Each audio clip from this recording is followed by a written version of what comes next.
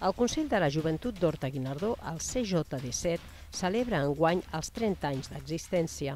Per aquest motiu s'ha presentat un vídeo commemoratiu que s'ha realitzat amb la participació de diverses entitats educatives, culturals i polítiques del districte. El CJD7 és la plataforma d'entitats juvenils d'Horta-Guinardó, una entitat sense afany de lucre que es va crear l'any 1988 per la voluntat de les associacions juvenils del districte de fer front comú davant les administracions. Actualment disposa de 3 locals i està format per 25 entitats juvenils de l'àmbit cultural, educatiu i polític. El CJD7 representa col·lectivament els interessos dels i les joves davant les institucions públiques, a més d'oferir diferents projectes, iniciatives i serveis conjunts.